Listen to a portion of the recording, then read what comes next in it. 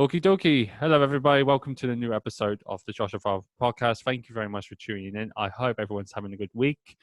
I have been having a busy week, and I'm sure my next individual who's on my podcast today has had a busy week as well. And we can discuss that in a little bit. But thank you very much for everyone who has tuned in. And thank you very much for everyone who's took the time to actually watch the videos. Even if, for example, some of my views of the previous videos I had done is a little bit insignificantly lower, it means a matter. You know, I'm not doing this with like business agenda. I'm not like trying to make YouTube money. It would be quite nice actually, but it's never going to happen. Point taken. But it's more of having a fun and getting to know each other and just basically having a time with the sessions I'm doing. Especially, I've got sessions coming up until the end of October, so it's all a very good activity to do while I've got nothing else to do. So yeah, we're pretty much on episode number 15. I am here today with Mr. Ron Hubbard. He is in a band called Casketfeeder, which is a grind band. I like the band actually, just to put the pitch in before we get into this session. Hey, but I haven't seen them live, so that's kind of like a downer. But it's all during Wayne time, and you know it'd be great to see the band and actually see Ron again. He also played for a bassist called Basement Torture Killings, which is a very, very great band held by Paul. Shout out to Paul and the Basement Torture Killing Band that is held in London, UK. I hope everyone's doing well over there. But yeah, Ron, thank you very much for coming into this session. I hope you're doing good. And what's been going on with you lately? Hello. Yeah, not bad. Like we were just discussing before I came on, like out of all of the lockdown, this has somehow turned into the busiest week possible with multiple things going on in the evenings, which would have been great if it could have been spread out over different weeks, but it just seems to have all fallen on this week for some reason. But no, all good. Like good. My main thing that I'm doing at the moment, obviously with the band stuff kind of all being put on hold because of the lockdown and stuff, is that I'm trying to buy a house and I've started sim racing, so I'm just being a massive nerd. Okay. Being a nerd basically of it. Yeah, I've invested way too much money in buying a steering wheel and everything like that for I have actually I have actually seen you post a few photos and that on your Facebook account, and you know it's very interesting. I have actually got a game called Drive Club, and you know it's realistic as well. So it's like I don't know if I mentioned it to you before. I actually like the game, but I will definitely pitch in myself a little bit of those other racing games that you have played. But I don't think I'll go too crazy like buying the steering wheel or anything like that. You know, I'm not that frantic of getting that stuff like that. But I suppose it adds a little bit of realistic pitching with the racing games. If you get a steering wheel and like a pedals and stuff, I suppose, you know. Yeah, I mean, I haven't gone like all out and bought like the high end stuff because I'm still only playing on a PlayStation. I'm not playing on like PC or anything. But like I've been watching some of the like guys that do sim racing on YouTube and stuff, and they're like spunking away thousands of pounds on stuff, and I was like, oh no, Madness.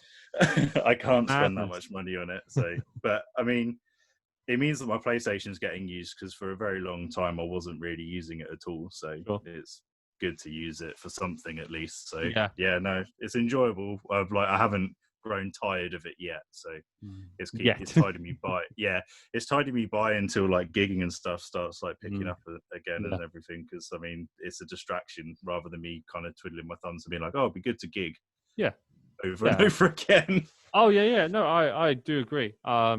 Like most of the time when I don't go to gigs or do any fitness, it's just gaming.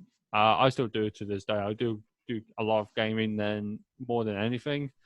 I've stopped going to fitness because obviously the COVID situation, but my gym apparently said they were going to be opening back in July with limited restrictions on how many people can come in by booking in your session before you actually go in the next day.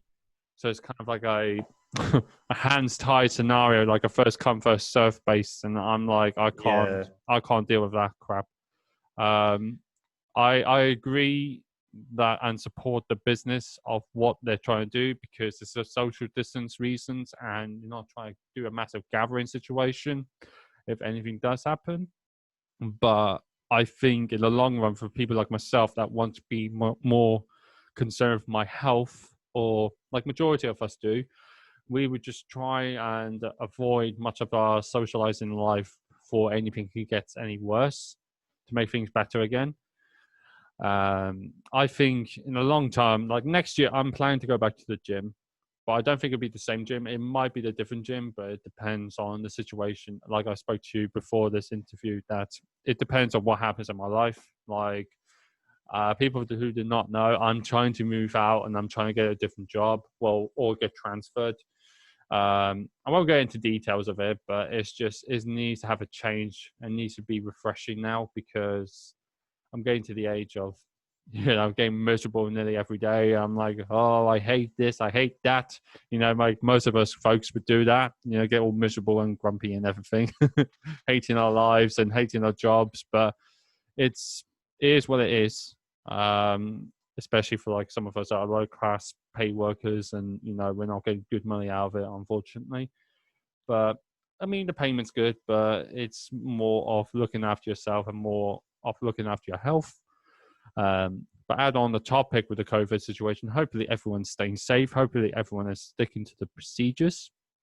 And if people are going out or like taking public transport, please obey the rules. Don't try to avoid them, because it just makes it worse for other people, especially people that have got mental health issues. Like Ron knows I've got mental health. It's more of if people take public transport and someone takes a panic attack in there because you're not obeying the rules, that person's going to have a massive issue of calming themselves down. And especially with this situation, it just makes it easier to follow the rules and just do what you got to do. But yeah, as I said, Ron knows that I've got it, and it's not like I've got panic attacks. I've got anxiety and depression, but along the point is, just stick to the rules. It just makes it easier for everybody else, especially for the ones that got mental health. Not long ago, there was a mental health week at work, how to cope with the mental health illness and how to support people with mental health procedures. Like, I think more companies need to do that, and I think in general the public needs to be a bit more aware when it comes to mental health, that people need to think this person might have it, this person might have it. It's just more trying to be a bit more precaution. And this is why I don't go out at the moment. I'm trying my best to stay inside as much as possible, not take any activities, because I don't think you know it, and I don't think many people knew it, but I had panic attacks at the first 2 weeks when the COVID actually started and when it all kicked off at work. I was starting to struggle a little bit. I was trying to, calm down much as I can, but I couldn't. And this was all in work. Didn't really speak to management about it, because the point of me was thinking, is it necessary? I didn't think it was. So it's more of a no tip. It's just saying for me in front of everybody, just, take it with precaution and just be supportive of everybody at this current situation. I know there's other countries that have got worse circumstances. We won't try and dive into it much, because we're focusing on the music more than the politics reasons and the racial reasons. And I think it become less interesting for some people, but so kill my time. I have been playing video games and, trying to get to stay active as much as possible.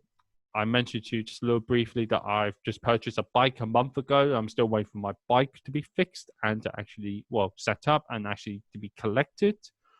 It'd be nice to actually get the bike and then start cycling in other places and just keep your mind active and just keep your mind healthy as well. And you don't have to take public transport either. It's actually good for the environment reasons as well. Eco-friendly, I try to be a big green for as much as I can. Yeah, I keep debating whether or not to get a bike, but obviously, as I said, with like the house move and stuff, it's kind of like, well, maybe I'll do it when I move, because then I can kind of sort out where I can put it and things like that. Yeah, absolutely. I mean, I know that in London it's quite a bit of a very structured area, then it's quite big as well. And I know for London, it's a little bit it has its reputation for bikes to be nicked and stuff. So I wouldn't put my bike in London by any means necessary. Yeah, I mean, like where I'm moving is about a 40-minute train ride out of London. But it's like a small town, so I wouldn't worry so much about that kind of stuff. But it is just kind of like where I'll be going, because my work is like 20 miles, so it's like I'm not going to be riding 40 miles a day to get to and from work, because I would be a big old sweaty mess by the time I got to work. So it's like, there's always a tip: take some extra clothes. That. Yeah. I know for a fact if I was actually going to ride my bike to work, it's just going to take me about 10 minutes. It's not like a big deal, actually. It takes me about 15 minutes to get to work by walking. So let's just say maybe 8 minutes to ride my bike if there's no traffic in the morning. Mostly it's just quiet, so I can just like dash through like Flash does, and then that just makes it nice and fucking quick. I can even leave work. I can leave home very late and just ride my bike, and then that just be easy for me, very easy instead of walking. It's just coming back.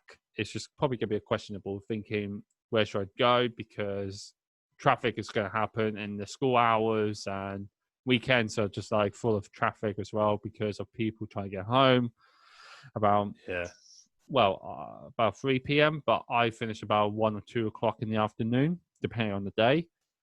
So yeah, it's more of question for me. But I'm waiting for my bike so dearly. I'm so frustrated. I'm so waiting for it because I already purchased my financial scheme for it already. I already paid my first month. Right. So I'm like, if I don't get it, I'm going to lose my frustration. So yeah. It's frustrating when you don't have it and you're already starting paying for it.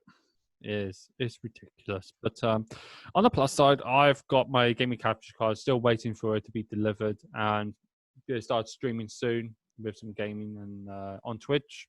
So that'll be fun. It gives you something to do when I'm definitely off. Like I can do it for a couple of hours and then just have a chill out evening session when I don't have to do much gaming. But yeah, are you into stuff like Twitch streaming or not really? So it's a random plug is that I also have a podcast with the other guitarist of Casketfeeder, called the Brit Hick, which is it's not music based. It's kind of just a basic discussion about kind of what's been happening in the week and stuff. So of course, yeah. If you don't want to hear kind of news and politics and stuff, don't listen to it, because that's basically what we're going to go on about. But we kind of do a couple things where we compete against each other for kind of like a hero of the week, and then like a villain of the week. So it'd be face and heel of the week.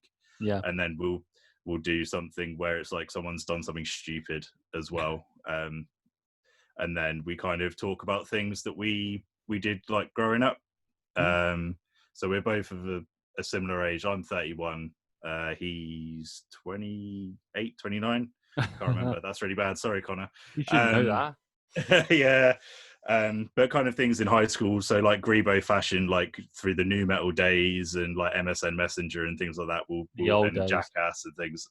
Yeah, just us growing up, like what shaped us as to where we are now, kind of thing. And we do that kind of on a Friday. I edit it over the weekend and it comes out kind of on a Monday. Cool. No video or anything, but we're looking at potentially doing kind of Twitch streaming for gaming and stuff as well. But nice, as you said as well, like it's hard to find the capture cards at the moment and things like that. Well, I just purchased an Elgato HD 60 Plus S. So it's like I have to get something like that to encrypt the capture card for my PlayStation 4 Pro. Yeah. If you had the regular PlayStation 4, you can just get the HD60S, but you don't have to get the Plus. It's the only reason. It's just graphical reasons upgrade, and that's the only thing that's different. Okay.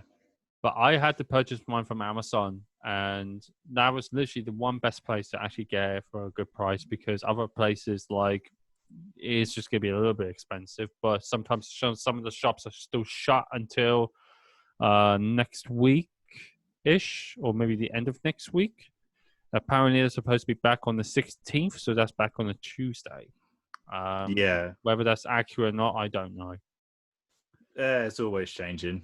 it seems like it, and apparently, like last night, I found it out that a colleague of mine just mentioned 2 people now can have sex in one room. And I'm like, surely that people were still doing it regardless if anything was happening. Like, come on, man. Yeah, they've tried to make it illegal, and then a week later it was like, oh no, it won't be illegal. Yeah, so yeah, See, it's hard to keep track.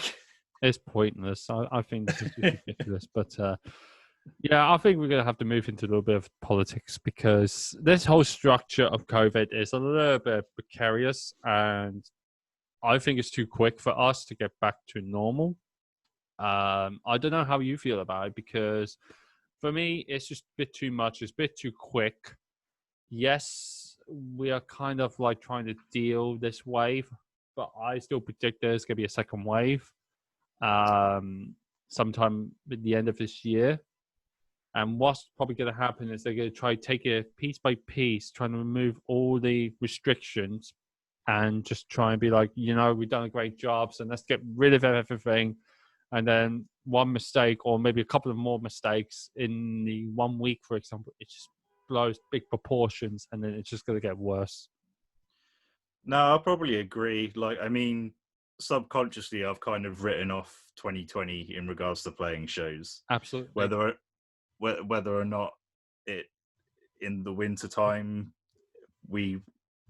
things can go back to some semblance of normality. But I mean, we're not like Casketfeeder's not booking for 2020 at the moment. Like, there's not much point. I mean, I'm working from home, so I know that people are getting a bit stir crazy because they've been furloughed and stuff. Of course, yeah. Whereas I'm still working 5 days a week. So that part of it hasn't changed. I'm working from home. Yeah. I think the umbrage that I take with it all is that it's just the kind of, we're going to do this, oh no, we're going to do something else, and then that, and then that. And if you look at any one of those things, it's clear. But if then you look at the stuff either side of it, you kind of go, oh wait, maybe it's not so clear after all. But like, do you know, the thing I see is it's more of the economy reason than for the health reasons. Like, yeah, I mean, if you look at, they're opening theme parks and stuff, so it's like, oh, I could go see my nan if I took her to Thorpe Park, but I can't go see my nan if I went to her house. I can't hug my nan, but I can go to Thorpe Park and take her. Like, that's just like, you still shouldn't take your nan to Thorpe Park regardless, because of the health reasons. Fucking hell. Yeah, it's very much a bit of business driven decisions. But it is. Yeah, I know for a fact it's just as we just mentioned, it's more of the economy reasons. Like, I understand the structure for our economy has gone low, but think about it is you should really think about the healthcare more reasons to actually keep people staying inside as much as possible. Like, the weather at the moment, it's pretty much breezy. It's not like it's hot, but it's breezy, so people can actually stay inside as much as possible, which is fantastic in my opinion, because the more people stay inside because of this weather, it makes the death rates go completely lower. So it's put more common sense. But the way I see it, some people don't actually think of caring about that. Some people actually just still go out regardless of whether it's breezy, whether it's actually hot. I think definitely it has to be until winter until anything changes. But whether the second wave is going to come in the winter period is all wait and see scenario. Yeah, I mean, it's one of those interesting things where you see a lot of people running when it's hot, but then they will disappear when it's cold. Yeah. And this weekend would have been download weekend, so it's good to see that the weather hasn't changed. It's going to be shit this weekend, regardless of it, whether or not downloads or not. But yeah, I mean, if anything else, it's a week. If a week of stormy shit weather stops people from going out, then so be it. But, absolutely. I mean, it was one of the things, like, I I chastised about all of the like VE Day stuff, which was the beginning of May. Yes. And that's kind of like coming up to kind of 3-4 weeks now. So we should, if there was an increase because of that, we should see the like hospital admissions being happening now, this week, this weekend. So whether or not that happens, I don't know. But I mean, it's coming up to the tail end of it, and as far as I'm aware, there hasn't been a massive spike. So no, it's difficult to tell, like with stuff like this now, when it's we're trying to say, oh, this one thing that happened at this one point in time is the catalyst of it. I don't think it's going to be it's one a possibility, thing. but it's not like it's the main catalyst, like you just said. It's more of a possibility that could have been a reason. Like the fantastic weather we had for 2 weeks, and that was one of the main reasons how, in my opinion, the death rate was a little bit high because of that great weather spike.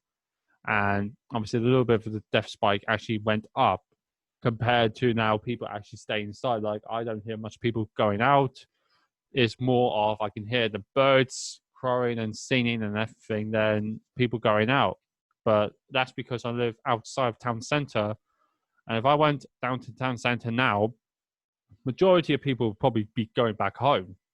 Like, they don't want to stay out during this breezy weather. They're going to be wanting to come back out when it's more hot. Yeah. It is one of those things where the weather does dictate what people want to do. If it's overcast and rainy, people are more likely to stay home. So absolutely, it's the one time that I'll probably welcome the shit weather. I do as well, man. Honestly, I do, because I said to someone in the beginning of this spike of this whole circumstances is this was too late, because if it came to the winter period where it actually all began and people actually stayed inside, this would have been done and dusted more sooner than ever. Yeah, we may have seen a higher spike of things like suicides, though, because of like the darkness and loneliness caused by being inside. Absolutely, yeah, of course. So, but obviously it's not directly related. It's a questionable, but I do agree. But yeah, if anybody, I mentioned about this in one of my other sessions a while back. I think it was the beginning of the sessions, about how it does affect people's mental health, where if it was prevented, think of them of suicide. Honestly, suicide is not the answer, and it's definitely not the idea for anyone who is in this position to stay at home much as possible. Like, you're doing a fantastic job of staying at home, preventing it doing much as possible. Like, if it is actually going to make you want to think suicidal, it's definitely not the answer. Just keep speaking to people that can actually support you much as possible. Or if I can, I'll leave some link suggestions for anybody that is actually in need for help, because everyone needs to look after each other during this crisis.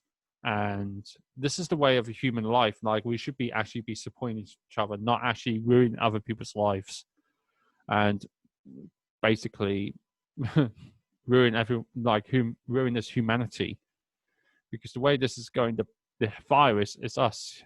Like, that's how I see it. The virus becomes the humans, not like the humans are making the virus.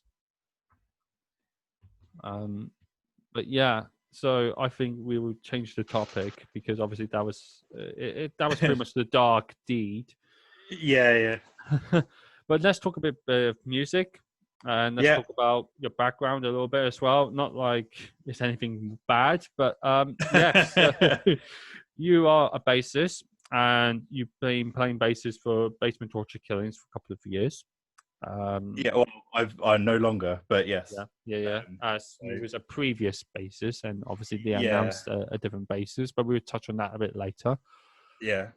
You're also a guitarist for Casketfeeder. What made you want to become a musician? Interestingly, my grandfather built a bass when my dad was a kid, and it was under my family staircase, and I kind of pulled it out and was like, oh, what's this? And I kind of like mucked around on it, and there was an acoustic guitar there as well. But I kind of picked the bass up first because the bass was the electric instrument, like the electric, of course, yeah, instrument. And I kind of like mucked around on it. Like the frets were really sharp, and like they were scratching my hand and stuff. And I was like, oh bloody hell, is it meant to be like this? Is it meant to be this painful?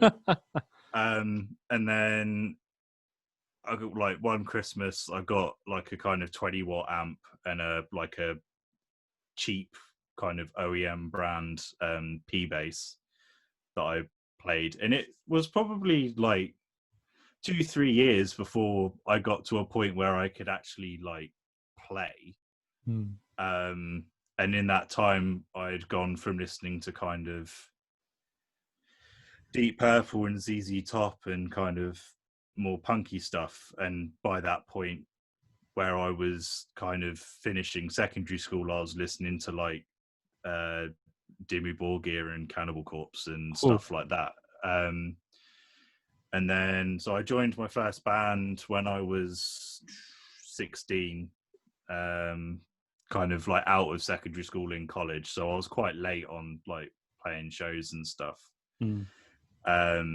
And then I only played a few shows with them and then got kicked out / left, like typical kind of 16, 17-year-old arguments and things like that. And then kind of totted around a bit, playing a bit here and there, but like nothing particularly major, just playing kind of like local shows and that. Like on bass mainly, like wasn't playing guitar properly at that point. I didn't start playing guitar like until I was like 18. Then I went to uni in London, lived in London for 5 years, and didn't play a single show. So I did a music degree and like didn't start a band or anything like whilst I was doing my music degree. And then was working 50 hours a week in London. So nice. Like didn't have time to be doing gigs and stuff. And then moved back out of London because I was running out of money basically. And at that point, I joined a kind of like hardcore band, kind of like Every Time I Die style stuff. And at the same time joined Basement Torture Killings. And then after the hardcore style band split up quite quickly afterwards, helped form Casketfeeder. And then so we're doing the two kind of side by side. And then kind of end of 2018, left Basement Torture Killings. For like there was a few like different reasons, but it was kind of like money and stuff. Of course, because they want to play more like European shows and stuff, which which is really cool on their part that they've got like a market out there. But I was wanting to save for a house, which I have now saved money for, so it wasn't completely in vain. So that was one of them. It just kind of like going down to one band kind of was saving some money. And then just kind of like concentrating on Casketfeeder, where I play guitar instead of bass, which I was doing in Basement Torture Killings. But bass is my main instrument. It's not like I was a guitarist that just picked up a bass. Like bass was my first instrument to play. I mean, I picked up a guitar when I was about, let's say, 13, 14, and I kind of played a little bit here and there, but I was not like enthusiastic with it, and I didn't really know much what to do with it. Then I really wanted to get into like the brutal death metal scenery guitars when I was about, I think it was 19. And I remember I got a custom made. It was not like a custom made by a big company, but it was kind of like a second brand custom guitar, like a Jackson V style. And it was it's a tough one because I can't remember the company's name, but it's kind of like a Cusia or something like that. Right. Okay. And basically it was like a blue, purplish swell guitar, V-neck. It had a Floyd Rose and it had like a one bar and everything. I thought that was quite cool, but unfortunately, I couldn't really do much with it as well. I was not that patient to try and be committed with it either. I was still concentrated on video games, to be fair. So it was like music. I would definitely would take more time on it if I had the opportunity, and I probably would. But again, it's more time consuming sometimes for me because of my patience, and for some people as well. Like some people need to have that patience to actually learn and have to play properly. You know. I mean, I was way better. I was way better in like my late teens, early 20s than I am now. Because I like dedicated the time to like play techniques and stuff. Whereas now it's just like, oh no, like I'll keep playing in drop C, just doing tough guy riffs, which is basically what it ends up being. I think it's more fun to play like drop B. Drop B, drop C is quite cool as well, but I think drop B is a bit more heavy, thick, got a bit more impactful with its sound. And if you definitely play the right tuning with like the elements of the amplifier as well, like you get the right tone, then it becomes really good. But yeah, I definitely was trying my best to save much money as I can for like an amplifier, and I did. I got like a Line 6 Spider, which he was like, people were like, oh, you shouldn't really get that fucking amplifier, blah, blah, blah, blah, you know, because it's not fucking decent. And then there was like I had one for years on there. I think it's a metal, then Crusher, and I was always putting on Crusher, and then it's a bit cheesy, but it was kind of cool. But some people didn't like it. Yeah, no, I had a Line 6 Spider head for years. I played in a local Melodeath band, and I was using a Line 6 Spider head. I had another head to use as well, but that one was the one that kind of fitted better with them. And I mean, for Casketfeeder anyway, like we don't use tube amps. No, like everyone. It's one of those weird things. I mean, we used them when we recorded the album, but for practicality's sake, like when we play, all of our stuff's on our pedal boards. Like we have amps on the pedal boards, and I know Mike from Party Cannon does something similar when they do their flyaway shows. That he's got the stuff that fits in his rucksack and stuff. Yeah. But we just do it like all the time. It's just, because we're all bundling stuff in small cars, like to take up the space with like heads and everything, and then like lug them these 25-30 kilo heads. It'd be too much.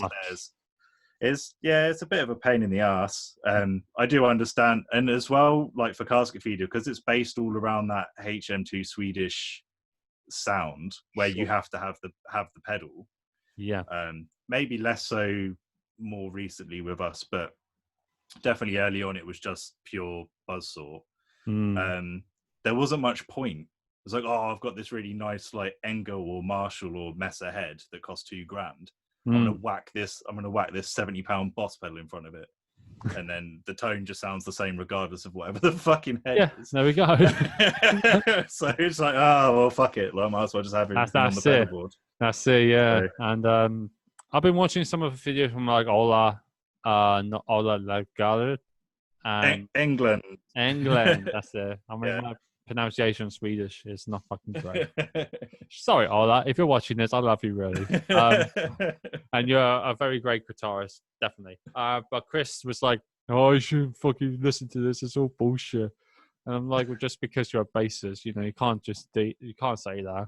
But hey, he doesn't like Ola, so well, Chris, I can't believe you hate a guitarist because you're just a bassist. So I think your dad taught you that way. Fucking shameful. Your dad should be ashamed of you, Chris. But, to be fair, I'm not surprised that Chris doesn't like The Haunted. No, so. He doesn't even like Hard Work. Of all the albums, I understand he likes the Reputation, but Hard Work is. For me, if I like Argus, I like to listen to Hard Work because it just has that sound. And I think it makes sense. And all the songs are quite good in there as well. But I don't know what your favorite Carcass album is, if you're a fan of Carcass. I am, but I mean, the early stuff I can't really get my head around because of the production, but that's which is ironic because I grew up listening to like black metal, and the production in a lot of the black metal stuff is absolutely atrocious. But as I got more into production and stuff, if it's got really bad production on it, I will turn it off, even if the songs are great. Yeah, like I have a real problem with the snare in Leprosy by Death. Like it puts me off listening to it because I'm just that's interesting. Because it's just the snare. Like I listen to it, I'm like, oh my god, that snare's so distracting. I can't listen to it. But I'd say Heartwork is like the standout, and I really liked Surgical Steel as well. To be honest, I wasn't such a big fan of Swan Song though. But yeah, like Surgical Steel has that production. It has that great production. But I prefer. I think the reason why some of us like the Pacific albums is the production sound and the mastering on it. It's really crisp and it's got to be very good. Like I like the old school stuff, and I'm not going against it. I prefer the old school, but I wonder what the production would have been like if the old school was added into like the newer production sound. Yeah, although we are kind of seeing that with the new In Flames stuff. I have not listened to New In Flames, so thank goodness I haven't listened to them. But there's a band called Gruesome, and they have like the same elements of like Death, only that they do like their own type of like, let's say they do like a Leprosy album production. They would do stuff like that, and they were doing like another one for Scream Bloody Gore with their own type of production sound and their own way of playing it. So it's kind of like they're trying to add the influence, carrying it with Chuck in it. So it kind of makes me want to remember Chuck even more. So it's a great way to have bands do stuff like that. But I wouldn't, for a heartbeat, would not want to say Gruesome is better than Death. Like Death is always going to be the best band compared to Gruesome. Yeah, I mean, I think Gruesome are quite good because they're not pretending to not be a death worship band. No. I think they're quite open about the fact that it's like, yeah, we really like Death, so we're going to sound like Death. But, well, okay, cool, that's fine. Like, it's not like no, we've got like loads of different influences or anything like that. It's like, no, we sound like Death. It's like, yeah, cool, fine. I'm cool with that. If you are, fine. It's like, all right. So with that being said, obviously Gruesome would like to try and sound like Death. What would Casketfeeder try to sound like if they had the opportunity? We've kind of changed. Like when the band first started, the MO of the band was write ignorant riffs, and it was like purely going to be hardcore / death metal with predominant influences being stuff like more like Nails and Converge and Cannibal Corpse, like where you don't have to think about it too much. But on the later stuff and like on the stuff that's going to be on the album when it comes out, it's become much more melodic. So I mean, it started off as being more Nailsy, just out and out, but now it's not that at all. It's I'm trying to think of like somewhat. It's a bit of a weird one because it's just like a weird mishmash, but like it's definitely a lot going on. It just has influence in it, won't there? So it will have the influence from like some of the bands that you like to listen to. It will have that element into it. And I mean, it's definitely like Swedish. Yeah, it's definitely like falling into the like Swedish category of a lot of bands. Like Surgical Surgery, perhaps. Probably not as intense as General Surgery. Maybe more like Dismember. And kind of like the early 90s stuff more. And then kind of like UK hardcore stuff. But the problem is that I'm not so much into that stuff. It's other members of the band. Yeah. So it would kind of be more like stuff like Malevolence and things like that. Sure. Where it's kind of more like a stomping riff rather than kind of trem picking and things like that. yeah, like it's a good mishmash of stuff. I mean, we've been playing the songs that are on that album for a long time. I mean, the album was recorded a long time ago now. It was just an unfortunate situation where our money dried up, which delayed the album being finished, and then with the COVID-19 situation, the album release has been delayed. But it will be out at some point, hopefully. So yeah, I was going to touch on that actually. This new album that you're likely going to be releasing anytime soon. Yeah. What's the plan for that? Has it been like done already, and then you're just waiting for it to be mastered, or what's the procedure? So it's finished. Before we started looking for labels, there was a delay because when we were due to have it mastered, my car broke down and the bassist Lewis's car broke down. Shit. So our money was used on fixing our cars rather than paying for the mastering. So there was a delay on that. Then we signed a contract with Transcending Obscurity Records, who have now got bands like Womb Bath and things on their label. And then we kind of had a time frame for like the summer, but that was in January. And obviously because of the lockdown and CD pressing plants and merch manufacture and everything being shut down, it's pushed the releases for March back, which is caused a domino effect of pushing all the other releases back. So we're waiting on the label to kind of say, you've got a slot of this date, essentially.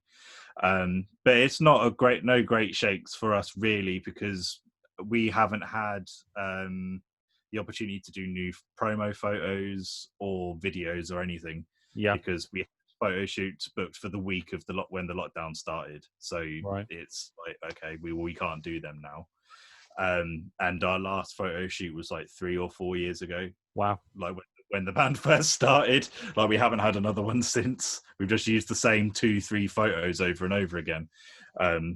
So it's going to be a case of like getting that sorted out and like try and get a music video sorted. And like we had some playthroughs and stuff kind of half done, but again, it's all been put on hold. So it's just waiting until kind of we get that slot for the release, and then we'll try and work and get as much as we can done for when we get the CD and stuff out. So it's all time consuming, but it will come worth it in the end, you know. Yeah, it's one of those things as well where like obviously because we're not meeting up, we haven't written anything for the next record. So it's not like we're sitting on material that we want to get out. It's like, well, we're going to concentrate on this album, get this album out, do the shows with this material, and then work on the next stuff. Yeah. So it's not like we're rushing. It's not like we're rushing to get it out so that we can go back into the studio to record. We're not at that point yet. So no. It's all patience, but at the end of the day, when this whole COVID's out of the way, it just makes it easy for bands to get back to normal.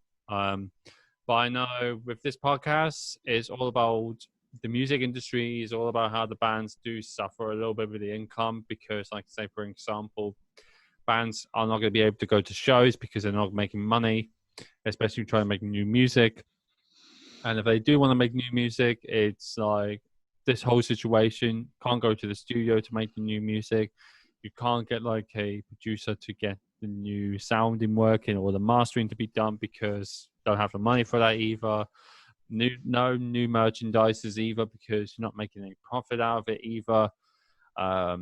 So if shows were happening but they get cancelled, it affects the promoter and the label companies because they put the promoters have put the money in but they're not making profit, so they're losing money. The label companies are trying to make the promotion work, but unfortunately nothing's happening, so they won't get that some of the money either for making promotions happening for like local shows.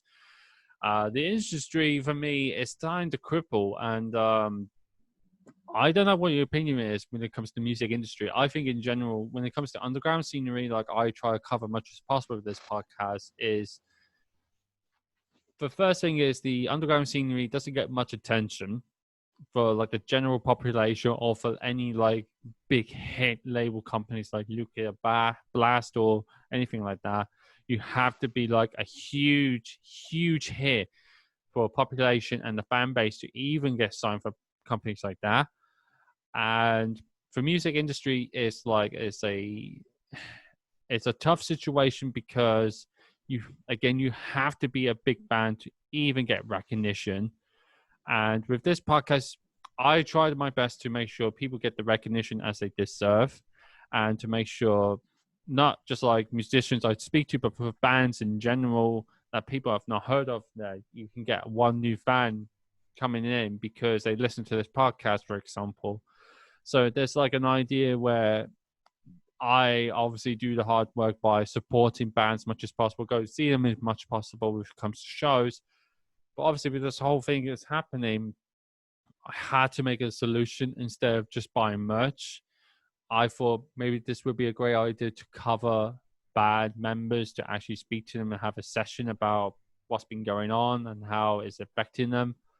And yeah, it's not a fantastic thing when it comes to music industry, and especially for underground scenery, it's not fantastic at all.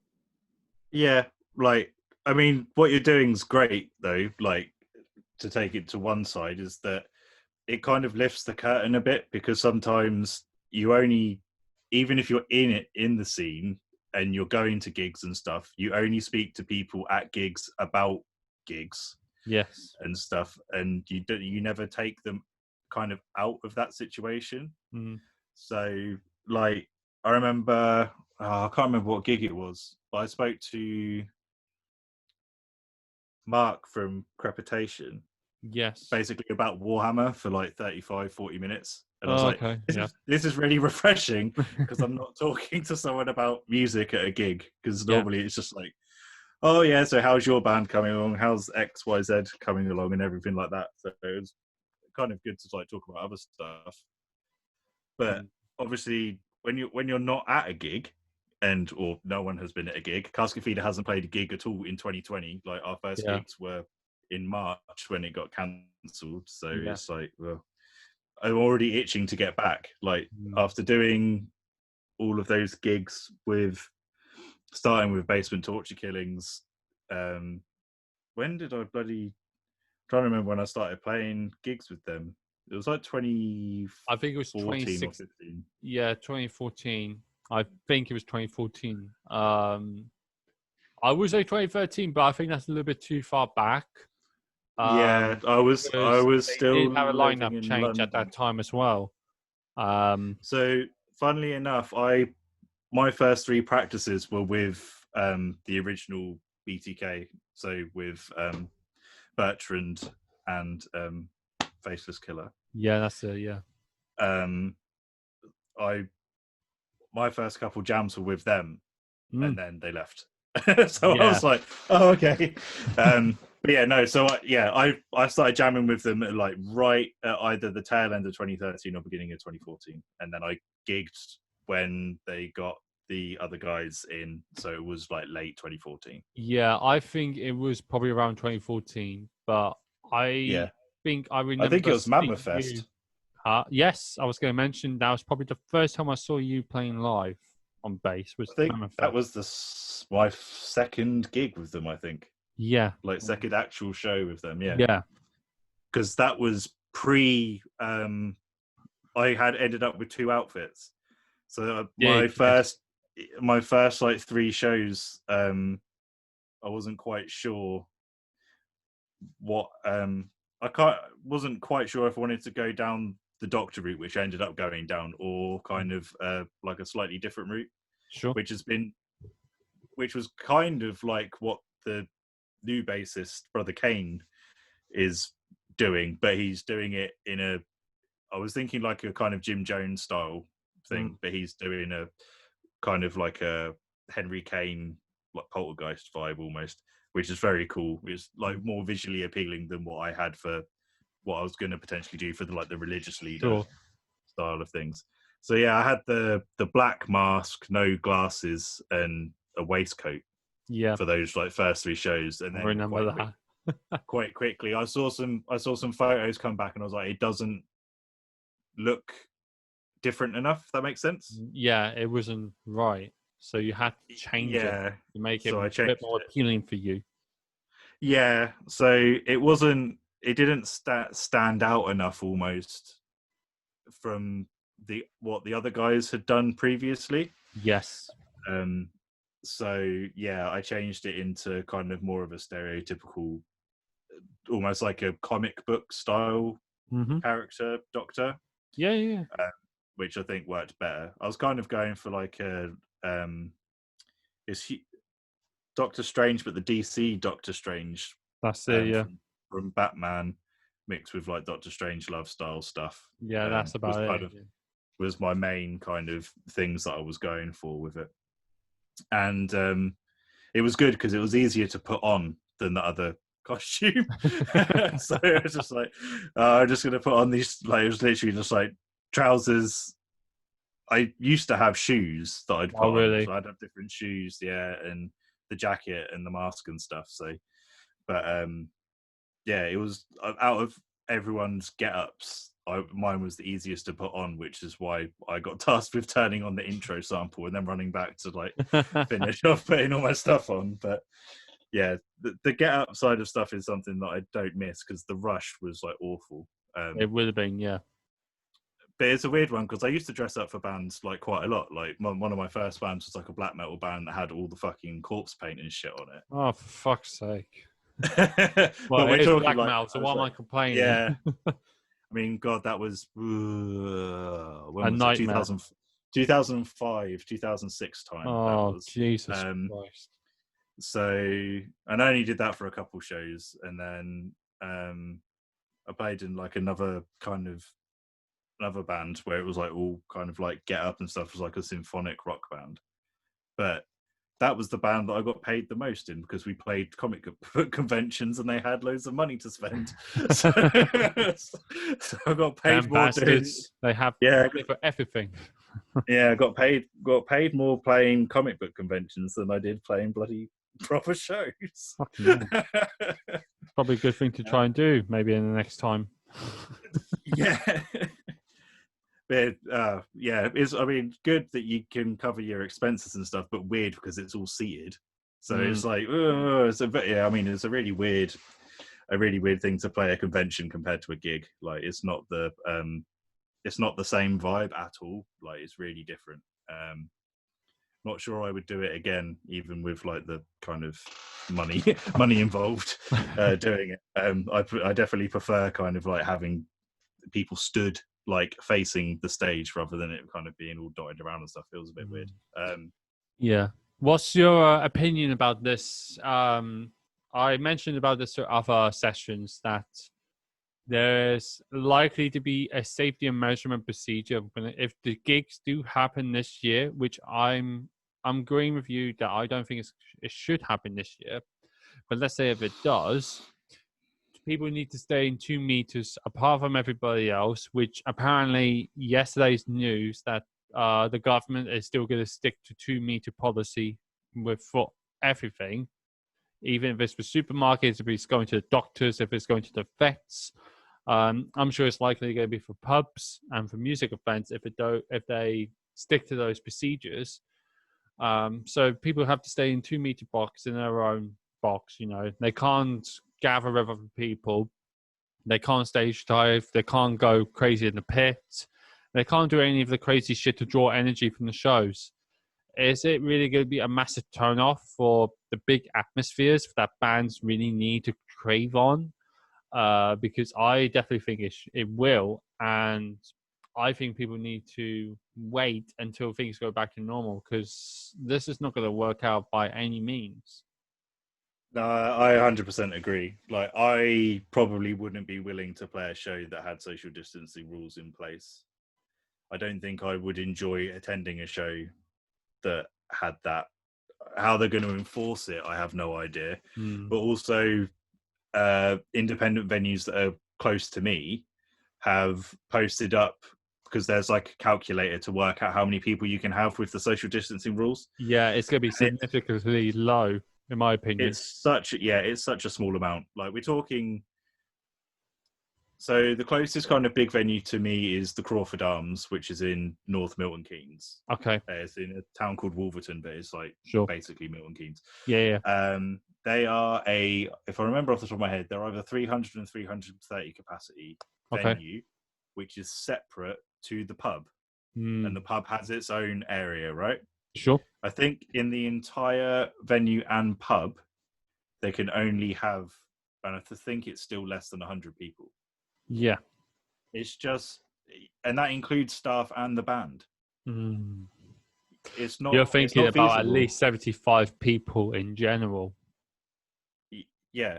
And roughly. It's not feasible for them to open and for it to be like that. Like they're going to lose so much money from reopening it. I mean, that's the thing. The independent venues that I've seen that have posted up these calculations have all said we can't open under these conditions. So I don't think stay shut. No, I don't think it would work because, as I mentioned earlier, it's going to affect the promotion's income because you want to make sure the ticket sales.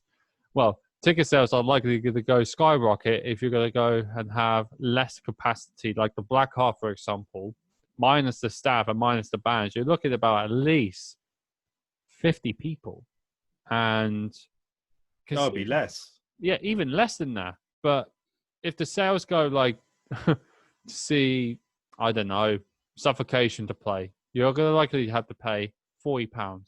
Well, I'm not. Let's just say realistically, it's just stupid. But hear me out.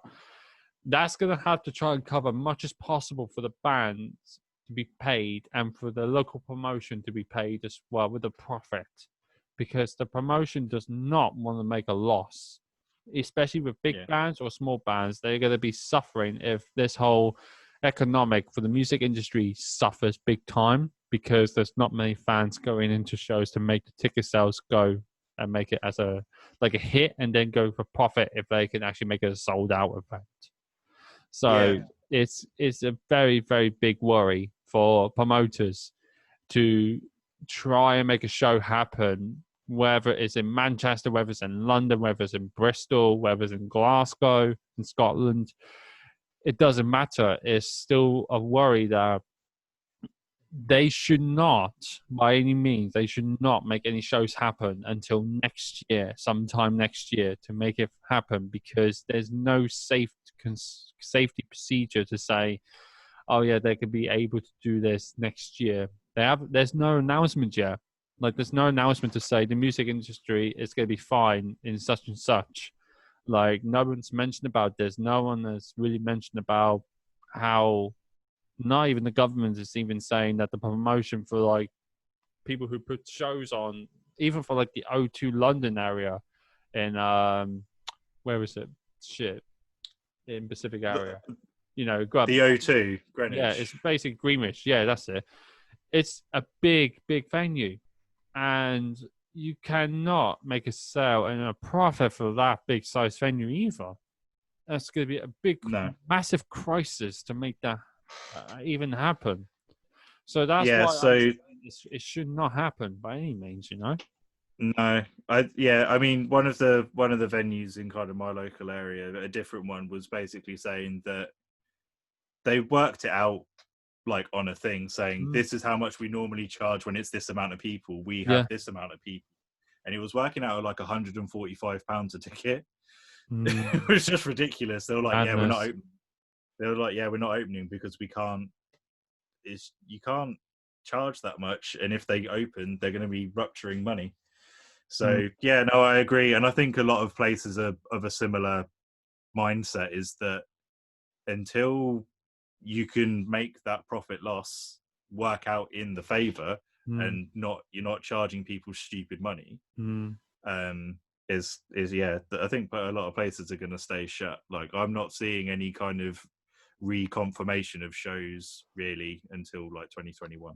I know that the Black Heart on their Facebook page, they said they're going to open back in January, and whether it's music events or just them in general, I think that's a great call for them, because it gives a bit more time for them to see what happens So, and they even done like suggestions about putting shows on even later in the year, like in January or like February or March next year, to make sure that it actually works. Yeah, I know that they've got a festival planned called Restart the Heart, which yeah, is that's like in their December, I think, opening. is it? Or November? It's New Year's weekend. Yes, that's So it. Yeah. it's January, yeah. So it's like the first, second, and third, I think, which is kind of that opening party. I'm assuming that it's like subject to being okayed, but Yeah, at the same time, it's another 6 months away. that's So I it. mean, Anything can we'll see happen in how it six goes. months, obviously, but it's like I just mentioned early, is as long as people stay at home much as possible during this weather crisis, which I'm glad people are doing that in a way, because I'm pretty much a pessimist, but I like the fact that people are staying at home because it just makes it easy for everybody else. Things will get better eventually, and that's why I'm a huge critic with that by any means. Yeah. But whether people will stick to it, it depends on them. I'll definitely stick to mine, end of the deed, much as possible. And I'll probably still do the same when everything gets back to normal. No Probably. change. Because pretty much some people are complete assholes, so I don't want to mix with them. Point taken. So Well, if anybody sees me, don't try to be an asshole. Otherwise, I'll just go back home. Fuck it. for me, it's going to be a case of trying to get into this bloody house and then redecorating. So That's the thing, isn't it? That's going to be me sorted out for like a few weeks at least. So, but that was the thing, because we were both going to go to Death Feast, so I've still got that whole week. I've still got that whole week booked off work. I have, but it's my birthday that week as well. Okay. So I've got I'm like I'm still got it off, so it's not a problem for me. But I still got the ticket. Yeah. So it's a tough situation, but we're still waiting for confirmation if Death Feast has been rescheduled or is going to be cancelled. I think personally it's going to be rescheduled because there's no way they're going to. I don't mind if it is rescheduled. It's just it'll be good to know, because I've got travel insurance, because I've already paid for the plane tickets and shit. So I want to know whether or not I can claim on the travel insurance. Unfortunately, I think my friend actually did the same. He was not gonna get the flight tickets back, simply because it's already been done. So it will work next year if it happens. So you can't get your money back if you use the flight. Yeah. So well, I mean, fantastic. I'm not missing the money. Like, I put the money to one side for a holiday, so it's like, yeah. But if I get the money back, because if the flights are getting cancelled and stuff, they're saying that they can like give you flight vouchers and shit, which I don't mind. Yeah. So it's like, it's just a pain. Like, it is, and it's no one's fault. Obviously, it's just a pain. Oh no, it's the government's fault. It's the government's fault. I blame it on the government, because, simply because, and this is me being realistic, it's just they act too quickly with everything. Is it our government or the German government? I think the German government is actually trying to stick with the structure as much as possible, because the local government for Death Feast, and this is what's happening at the moment, they have to speak to the local government to make sure the massive gathering is safe to even happen for Death Feast Festival this year. Yeah. And obviously this is taking too much precaution of thinking, is it going to happen or is it not going to happen? Because it's June now, and this event happens in next 2 months. And people are kind of worrying about if it's actually going to happen or not. Like I said, I don't think it's going to happen. I'm trusting my fact that, let's just say, if it's cancelled, people are likely to get their money back, or people can do that if they speak to the local or to the organizer. There shouldn't be a problem. Or they even do a thing where there was a festival. I can't remember which one it was. I think it was Paisan. They said they can use the ticket to be used for next year instead of getting your money back. Yeah, I think Obscene Extreme have done the same as well. I Yeah. think Kirby put a thing out saying like, look, we're gonna do 2020 as close to the 2020 lineup as possible in 2021. Yes. If you have a ticket and you don't want a refund, keep the ticket, kind of thing. Yeah. Which I think is like the best solution that you can have, really. So. Yeah, and that's what's happening with Death Feast. They even did a status. This was like early beginning, sometime off the stage. They said if anything does happen, the lineup will still stay the same for next year, much as possible. But if you want your money back, like you just said, then it can happen.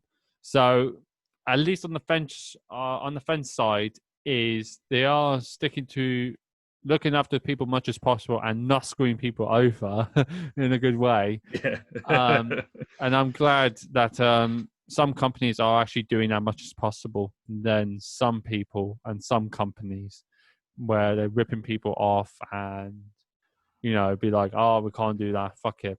Like a friend of mine, he purchased 2 tickets to, I think it was either Wacken or Paisan. 2 tickets that would cost about £500. He going from Ticketmaster, and basically he's not going to get the money back from the tickets from Ticketmaster because they don't run the same promotion from the organizing compared to Ticketmaster, and they won't get the refund policy working for the Ticketmaster. So Ticketmaster are dicks. he basically lost £500 just because the festival and stuff is just not happening. Yeah. And he even spoke to the company. He's tried his best to make sure the money can be paid back. But the only way it was going to actually happen if he went to court and actually try his best to actually make it happen. I don't think it's going to be the case for him. Yeah. I mean, I'm glad that Yeah, I mean, I'm glad I didn't do what I was potentially going to do, which was I was potentially going to fly out to California in July to go to Zesta Grande. Oh my god! Which is like a crust grindcore festival. Oh wow! Okay.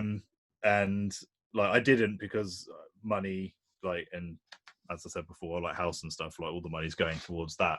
So yeah, if I had booked the flights to California and stuff, I would be definitely way more annoyed about it all, because I would have been definitely less likely to get the money back from flights to California. So yeah, no, I understand that. I mean, one of the festivals I like to go is the what's it called, Chicago Damnation Fest, and that would be a fantastic opportunity for me to go to like LS USA, but obviously, the virus is the main reason why none of this is happening. But I don't think I would like to go to America now because the racial reasons, the political reasons, and how it costs so much money to get over there.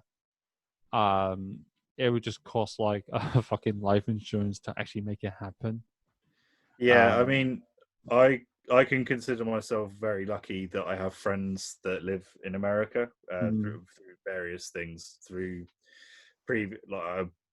I was younger, I worked Edinburgh Fringe Festival for a few, which meant like living in Edinburgh. And some of the people that worked there were American that kind of do various different festivals as technicians and electricians and whatever. And I stayed with one of them in New York, and it was the only way that I was going to be able to afford it was that I stayed with someone. So the flights were like £350 return, which isn't terrible. Yeah. But yeah, there's always the accommodation that's the absolute kicker. And it was going to be the same with California, was that it's some guys that I met at Obscene Extreme that played, Bruce Campbell, said, well, if you want to come over, like, you're more than welcome to kind of crash. And it was like, okay, well, that makes a trip that could cost £2,000 cost like 500 instead. Because it's always the accommodation that's the killer for stuff. It is, isn't it? That. Yeah. Just if you're gonna go for somewhere for like more than a week, like, it's an absolute killer. So yeah, I count myself lucky that that I have friends that kind of offer. Hey, you're like lucky. That. You got your benefits and stuff. Like, I'm not that lucky. I'm sure that if you put an APB out, like you could be like, "Hey, I'm coming to such and such a place. Does anyone know anywhere I can crash?" Hey, don't sure be an absolute serial killer. Let me stay in for a couple of nights. I'll be really appreciate it. I won't give you beer or any food, but I'll appreciate you for letting me stay. I normally get them like a bottle of whiskey or something, like or whatever they drink. And I'm like, "Thank you. Here you go." Yeah, exactly. Now you don't have to kill me. Let me. Yeah. Give it to them, and they'll be like, "Yeah, running now. Fuck it." I bring you goods. Speaking of the goodness, well, it could be a disaster actually. Ever since you've been touring, whether it was BTK or it was Casketfeeder or your high school memories, what was your favorite disaster moments when touring, if you have any? Like, as in stuff that's gone horribly wrong, or not just that, but like good things as well. Like your favorite place, and you achieved it, and then you go to a disaster. It's like, fuck it, I don't want to be here anymore. So I guess I could do them both at once. Yeah, that's fine. We were due to play Czech Republic with Basewood, like Casketfeeder haven't played Europe. Ewan, the drummer, he developed sciatica in his back, so he couldn't play drums. Yeah, I remember. So we flew out and we played a show with the session drummer from Portugal, who Paul knew or was introduced to via someone else. We never jammed, and we had never played before going on stage with him. Okay. And it didn't go wrong, but it was like a proper, like, kind of by the seats of your pants kind of deal with it. But then, like, the gig went okay, like as well as can be expected with stuff like that. But the next day, before we flew back, I want to say it was the same trip. I think it was.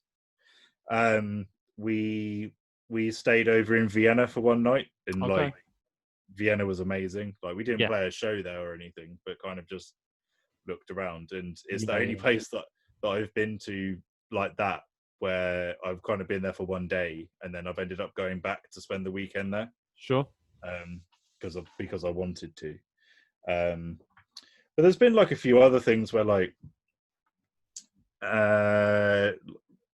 with Casketfeeder, because it's a smaller band, we've had cases of, like, we've had an absolute full-blown argument with a sound guy whilst we were in the middle of playing a set, because he was randomly turning off microphones and blaming our equipment for feedback when when we obviously test our equipment all the time. We nearly got into a fight with him. We've had a gig where we were on last, run over so badly that whilst we were setting up, a DJ started playing because there was a club night. So we had to basically have a loud discussion with the DJ saying, no, there's still a band to play. And obviously, because the club night had started, most of the people had left. So we were playing to the kind of like the people that were ready for a club night. It's just like, kind of, that's more like miscommunication things though than stuff like that though. Like, I've never really, like, I've had some horror stories, like people like staying at like proper crack houses and things like that, and like I personally haven't had anything that's been like crazy bad for stuff like that. But yeah, it's mainly things like that, whether it's been miscommunications or again with Casketfeeder, we supported King Parrot in London. We'd supported them in Milton Keynes, but the one for the London one, like, it's the only time that we've ever been that late for a show, and it was awful. Like, and it kind of it made us not play, we don't play London on a weekday really anymore, unless it's like a crazy good, like the Suffocation show in London was a weekday, but that one as well, yeah. We took time off to like get there early for that. But for the King Parrot one, we took like half days off. Yeah. So we left at like 3 p.m, prepared to get to like London for 6. We got held up in traffic. Of course. And the venue doesn't have a car park. Oh. And the closest place that we could park was half a mile away. So we were already late. And then we were lugging our gear half a mile to get there, which was just the absolute worst, because we were due on in like 5-10 minutes, and we were parking up half a mile away from the venue because we couldn't find anywhere to park. That's ridiculous. So we set up and played half a set because we were late. Like, we can't like blame it on anyone else really.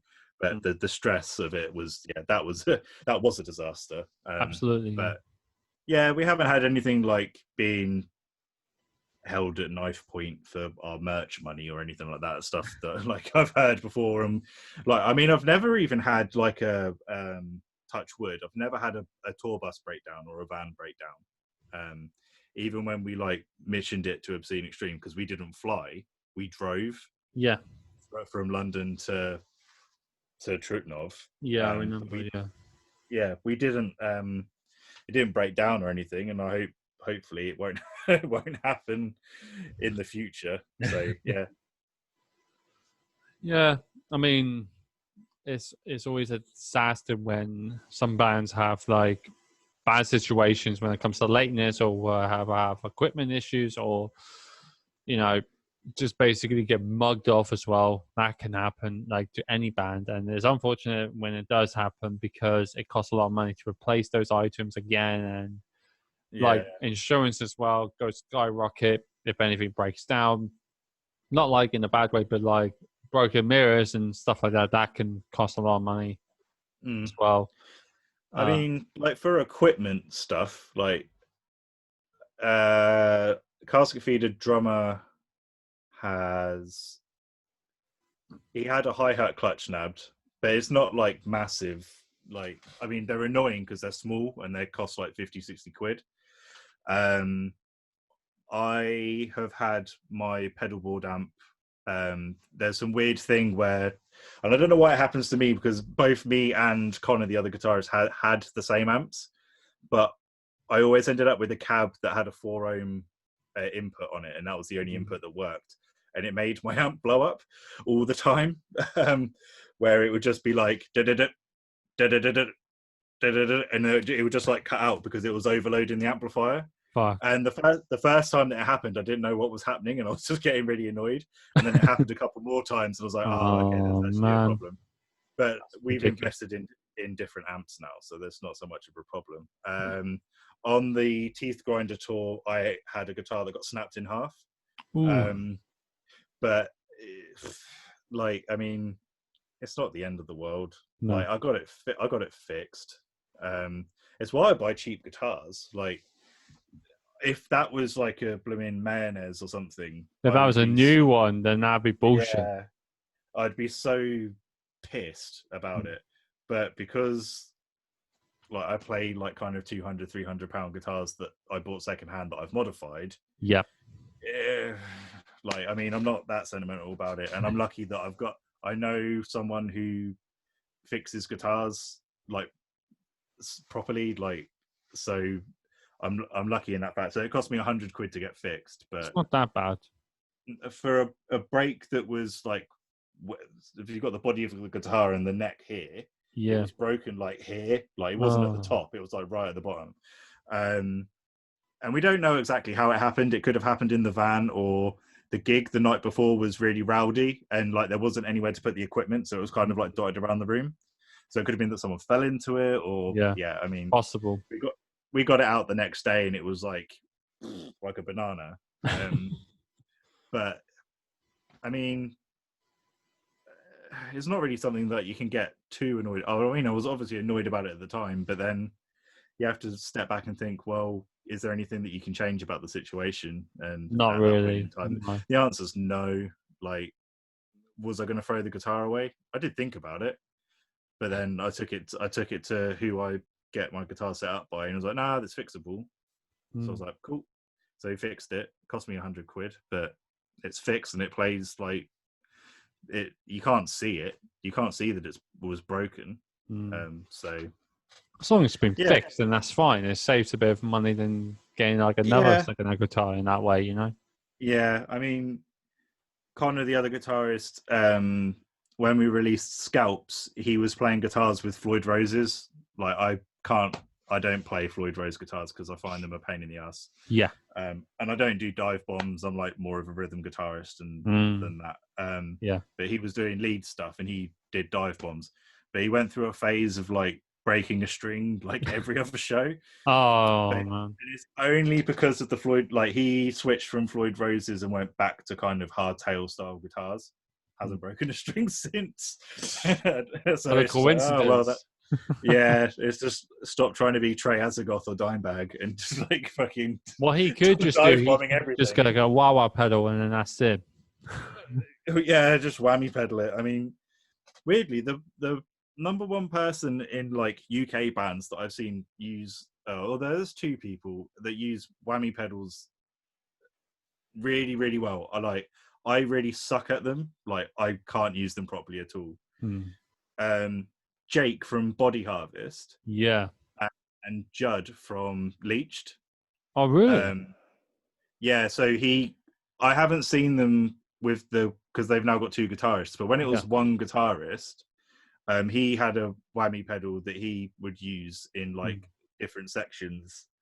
And it worked really well for like their really like abrasive sound. Of course, yeah. And Jake uses them for the solos in Body Harvest. He does, yeah. Really well. Yeah, especially in the latest albums on the Body Harvest. So it kind of adds into it very well. Yeah, and like as Jake says it like for him it's Dimebag worship, but like he's doing it really well. He like does, if it's just if it's me when I do it, I just fuck it up all the time. I'm just like, do you know what? I'm just not going to bother. Like I had a whammy type pedal on my board for all of about like 6 months. And every time I tried to use it, I was like, no, that's shit. It's like, I'll just use that space for something else. Oh, man. Well, I think this is almost going to be the end of the podcast, which it's been fantastic to speak to you and have a chat. Like the last time we had a chat was... Snuffest, I believe. Was it Snuffest? It was Snuffest or Death to Cancer? I think it was Death to Cancer. I think it was. July. Did I go? Was I at Snuffest? I can't remember. I think it was Death to Cancer because you bought me a drink, and I remember that. Yes. And I remember we had a chat for like 10 to 15 minutes. Then we went to see a band. I can't remember which band it was. It was later on in the day. It was a specific band that was in the beginning of the slot. Then I was like, fuck it, I need to get something to eat. It was pretty much an all day thing, obviously. Then I said to you that we'll speak later, we'll meet up again. Then obviously we didn't. I was so disappointed about that. But yeah, no, either way, it was great to actually interact with you. Like I miss interacting with people that I socialize with a lot, like especially with you. I would like to speak with more people in the future, like actually see them again when it happens. But this is always a great time to actually have a one-to-one session, like I have a good chat with people in general, whether it's anything on top of their minds, whether it is music or video games or like music disasters or just like promotion in general. Like you just mentioned earlier about how you spoke to Mark about 45 minutes about, the specific topic. Like that's not normally a bad thing, but sometimes you might want to speak about something else. You'd be like, fuck, I forgot to say something else, But no, this is a good thing. This is always a good thing to have. Yeah, I think the first like kind of death metal all day when this is all gone, there's going to be a lot of like familiar faces. Well, I hope so. Anyway, I hope so too. It's almost like coming through a traumatic experience and having a support group. Yeah, and it seems like we used to be so brutal and so serious, and then everything is like, oh, I'm so emotional, I need support. And I'm like, I haven't had a beer with my friend for fucking months. Where is he? So I haven't really drunk beer at all during the lockdown. I've like moved on to bloody like spirits and mixers. Like I got that that BrewDog stuff I said about has arrived today. Yeah. The Bernard Castle eye test stuff. It arrived today. Like I haven't tried it yet, but yeah, I've been getting into like bourbons and rums recently because I'm just like, I've been drinking beer and going out and like going pints for so long. It's like, do you know what? I want to have something else instead. It's better to drink inside instead of drinking out because, for example, like the Black Hearts prices or the Underworld prices, it's fucking ridiculous, man. Yeah, I won't buy spirits like out. I think that's why I'm kind of like, I think that's why I'm kind of like looking at like these kind of things like instead, because I'm buying bottles of stuff that I haven't tried before and taking a punt on them to see whether or not I like them, and they're like 19, 20 quid. It's not like I'm spending £6 on a drink. I sip on it and go, oh, this is shit. I'll probably be saying this shit. That's me all over. Be like, I'll spend $6.50 on a fucking pint, and they'll be like, that's fucking garbage, man. I want my money back after having that one tiny sip. No, you can't have it. Oh fuck. So there goes my money. I mean, I don't know how people manage to spend so much money on alcohol on a night out and then thinking, oh, I'm financially stable. I am fantastic. You know, I'm great with my life. When, like you just said, you are not too sure if it's worth actually spending, like, I don't know, 15 to 20 pounds on a bottle of like whiskey or maybe a gin or something like that actually stays on the shelf when you can have it on your own time. And it stays there. It doesn't have to be used for the whole one night, you know? Yeah. Sometimes some people would prefer just have like a scotch or two, and then they just keep it on the shelves for another 2 months or something, you know, whenever they have that first drive.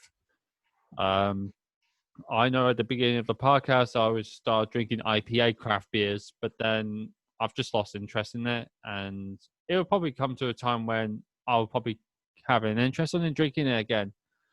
I think craft beer is starting to become like my favorite thing to have whenever I feel like acceptable to have it, like a social life or just basically just have it on a special occasion. Because lagers and stuff is just too bitter for me, so I don't like the bitterness. Whiskey is definitely too strong. Scotch would be too strong. Spirits is just completely ridiculous. I wouldn't drink him straight. No, I know some people do that, like Polish people, and it's like, how can you fucking do that? You know? I had a friend who, and this is gonna be the last one before we shoot off, is I had a friend of mine who invited me for Christmas dinner, and this was back in maybe, I don't know, 5 years ago, perhaps, or maybe, I would say 4 or 5 years ago. And this was going to be the last time I worked with him before I actually moved to Sainsbury's, you know, in this current time, 3 years. Yeah. And he was like, oh, you got nothing to do for Christmas? I'm like, not really. And he said, oh, okay, come with me. And I'm like, okay, that's fine.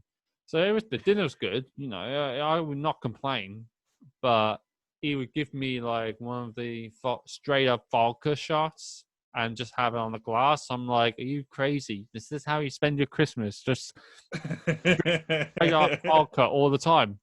Is it cool? Drink the vodka, man, and shut up. And I'm like, okay, fine, I'll drink the vodka. He said, you have another one? I'm like, no, I do not want another one. I do not want another one. And he's giving me another one. And I said, right, this is the last time. Don't give me any more. He said, okay, fine. And that's it. But yeah, I don't think for me alcohol is a good thing for me. Like, I don't know if I told you, but I know for a fact that you don't need to have an alcohol in your life to actually engage people properly. Like, you can always have a good social life, but actually just be more sociable. Like even if you don't have an alcohol, you can always entertain people in a good way. And I think I said to you when we first time met and you gave me the drink, I was like, I don't mind it. Like, I still appreciate the gesture. It was more of, it's not my style. And it's not like always been a style for everybody. You know, I know there's tons of people that I know that don't drink alcohol. And some people be thinking, I need to drink to actually engage a activity, social life. And I always disagree, because sometimes you need to have a clear head to even actually have a proper conversation socially. And some people, that's a good point. Completely, you know. Yeah, I mean, it's like Joe, who does Death to Cancer. Like, whenever I see him, I'll buy him a drink, but obviously it's a Coke. Like, it's like, would you like a Coke, Joe? It's like, I'm not going to be one of those dickheads like, you don't drink. I'm not going to get you a drink because you don't drink. It's like, no, you can have a Coke. Because that's the drink that you want to drink. Exactly. And I hope Joe's doing well, especially with Death to Cancer coming back soon. I hope it does happen, but it's more of a wait and see to see what happens. So shout out to Joe. I don't know if he watches the podcast. If he does, then I really appreciate it. If he doesn't, that's completely fine. I don't mind. I just don't drink at all in general. Like, it's not my style. And I know you drink, and I don't tolerate it. But I know that a friend of mine mutually just shared a Facebook status last night. He was going to date somebody, and someone was like asking if she was basically asking if he drinks, and he was like, no, not really. Bam, instantly blocked. And I was like, what the fuck? You get pwned just because you don't actually drink alcohol? That is fucking ridiculous, man. Oh dear. Fucking hell. But well, I mean, doing you a favor if that's going to be the way that it was going to go. Honestly, that I just, it blows my mind how people could think drinking an alcohol can actually bear the lifestyle. Like, sometimes you don't have to. Like, sometimes I drink protein shakes. Do you see people actually complain about me drinking protein shakes? Oh dear, really? Good God. Well, people like to complain. It's just people like to complain. That's the summary of today. And it's worse sometimes when you're in a different country. People complain so much worse when it comes to political matter. But obviously, we just had our fair share of political matter, so we don't have to dive back into that. So that's fantastic. If you want to hear me wax lyrical about bloody political stuff, listen to my podcast. Hey, yeah, exactly. You know, go to Ron's podcast, and I'm sure he will invite me on it one day, and then we can actually have a proper conversation politically one day. Yeah, I will sort it out. Like, when myself and Connor can actually be in the same room. Yes. It will be much easier, because at the moment I'm doing it like this. So yeah. Oh no, it'll be much easier to do it like you two do in person, and then whatever, you know. Yeah. I'm still waiting. We got some other people hopefully lined up, so we'll see what happens. I mean, I'm still waiting for like 3 people to get back to me about joining their podcast and obviously do a session. I'm like, hello, I'm still here. I've got nothing to do. But they got their own time to do things, and that's completely cool. So I'm not in the rush. But yeah, so pretty much the podcast is about to finish. So what I like to do in the end of this podcast is to do shower support. And the shower support means for this podcast is to support bands, label companies, promotions, label like merchandising companies, clothing companies, anything in general that deserve recognition, whether it is venues or whether it is pubs or whatever the case may be, that needs proper support. That supports needs income, like purchase their merchandise, actually listen to music, purchase music on Bandcamp, or just listen to it on Spotify streaming service. Doesn't matter. The best thing to do is to support the bands during this crisis moment. And the best thing to do is obviously do shower support. So obviously what I like to do, if you don't listen to my other podcast, is to let the interviewee to go first. And obviously it's a big pressure when some people be like, oh, I can't believe you let me go on first. Why you do this? Because the interviewee always has the honor, and that's how I feel. And, you know, it's my suggestion to me to say is to return the favor. because obviously you come to me and then I come to you. So that's how I approach it. So yeah, Ron, you have the opportunity to suggest anybody to anything, whether it's music or anything, clothing companies or anything like that in general. So okay. the platform is yours. And then what I do is normally ask people out after this session, when I edit the video, is to leave me the links down in the description, and I can always add the URLs, the suggestions and everything, so people can click the links, view it, listen to it, or whatever the case may be. Okay. All right. Sweet. So for bands, I'll give a shout out to Skullfucked, Chinned, The Brood, and Allfather, who are all banging bands from the south of England that have been doing stuff, raising awareness for Black Lives Matter and things like that. They've been donating proceeds from their downloads and merch sales towards various charities. I'd like to give a shout out to Lewis's, who's Casketfeeder's bass player. He he was meant to be, but not at the moment. Start co-running one of the oldest gay bars in the country, which is called the Barley Mow in Bedford. Him and his partner, or his partner is the landlady. He is due to kind of help with that pre-lockdown, but obviously things are going wrong. So when that reopens in Bedford, I'd highly recommend people go down and get a drink there. Yep. And also Matt, who is Casketfeeder's vocalist, is also a graphic designer. So he did our logo. He does a lot of our t-shirt designs. He's done lyric videos for Basement Torture Killings. So if anyone needs kind of like videos or artwork or got flyers and things like that, his work page is Matt Downs Design, and I'll throw links and stuff in there. Yep. If that's it, then I will do some shout outs. I don't have a list, but I'm sure I can bring some ideas into my mind. For band wise, I like to give you guys, Casketfeeder, a shout out first of all, and especially for you to actually join on here. If anybody listens to Grind or anything in general, give Casketfeeder a try. I don't think you'll be disappointed, but if you do, then you've got like weak ears and they're terrible in real life. Like you need to get your ears plugged out, like with all the wax that you still got in there. Shout out to Ingested, because they are still doing the best job they can with music wise, and they got a new album coming out in August. The pre-orders are still hit on with Indie Merge or Ingested's pre-order system on their Big Cartel page. They got 2 songs out on Spotify, so you can stream it, and same thing with YouTube. You can still you can listen to that on their platform as well. So yeah, Ingested. I'd like to do a shout out for Unflammable Ruination in the UK. They are fucking brutal. They are very good boys. I love them very much. I've been their fan since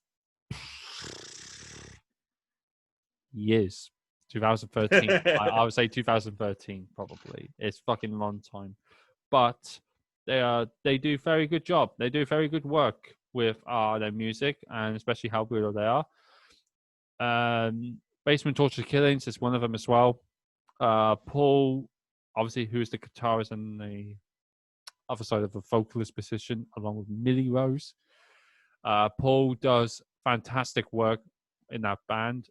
I know he puts so much work into it, and especially with the marketing, and obviously when you was in there as well, Rob, it was obviously a great job.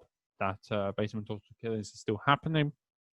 Obviously, a friend of mine is still he is going to suggest to do an album review, which I think would be fantastic to do a suggestion. Now they got a new album out.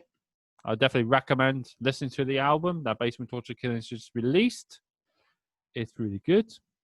And I do not digress that by any means necessary. I listened to it before it came out. It's fucking banging. It's really good. It's really good. And if you are thinking of bullshitting, fuck off, mate. Love you really. Listen, to another band called Embrace Your Punishment. They're from France. They are more of a brutal death grind, but brutal death metal as well. A bit of slammy, but a bit of deathcore in it as well, and a little bit of grind in it as well. But they're really good. They're a really good band, and The Nameless King is a very good album. I definitely suggest listening to that. Aside from bands, and one more suggestion, Disentombed is a really good band as well. Clothing companies, I suggest go and get your merchandise from Pins and Knuckles. They're a really good clothing company when it comes to shirts. I definitely know Pie Cannon definitely uses them the most. Because Chris would be like, "Oh, use Pins and Knuckles, use the Pins and Knuckles." Oh, no, he doesn't sound like that. I'm just trying to perpetrate him like that. To be fair, I moved. And I fucking love you, Chris, but you gotta stop bullying people, okay? And put some shoes on in the show from now on. Yeah, don't go beatless, please. And obviously speak to your dad about being polite to other people as well, because he's a coward. Yeah, so Pin and Knuckles, definitely recommend Pin and Knuckles. For like, I would say merchandise selection, definitely go for indie merch if you want to buy some stuff from the States. If you're from the States, definitely do that. Instead of, if you're from the UK, it's going to cost you a lot of money from the shipping and tax fees. Custom fees are the fucking worst, and I hate them so much, but it's what it is. Brutal Minds, if you're into brutal death metal and like death metal in general, they got range of varieties along with Bathtub of Blood as well. They got range of variety. They're co-joint company basically, and it's really good.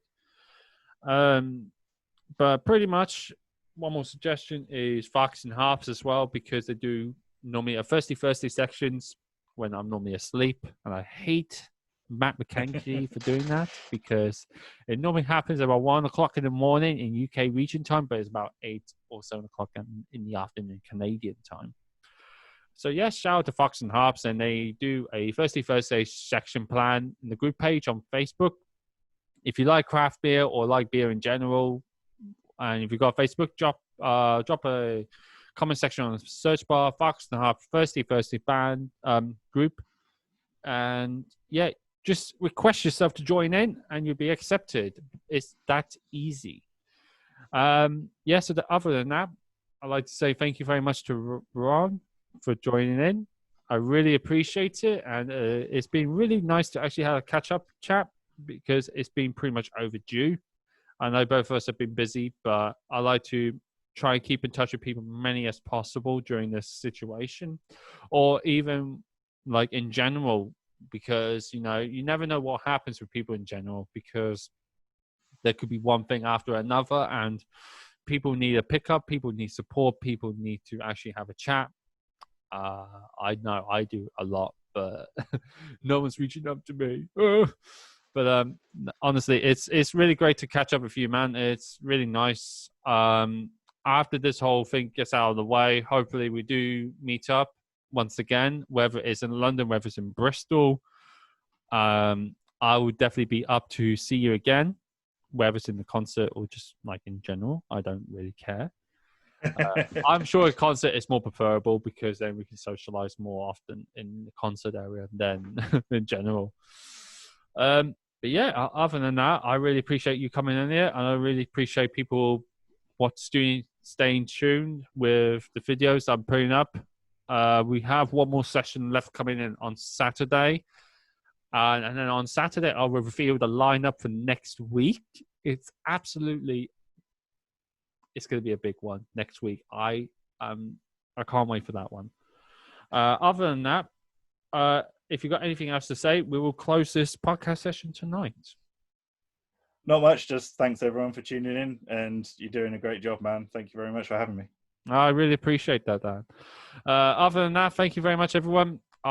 Stay tuned for Saturday, where I will be interviewing Mr.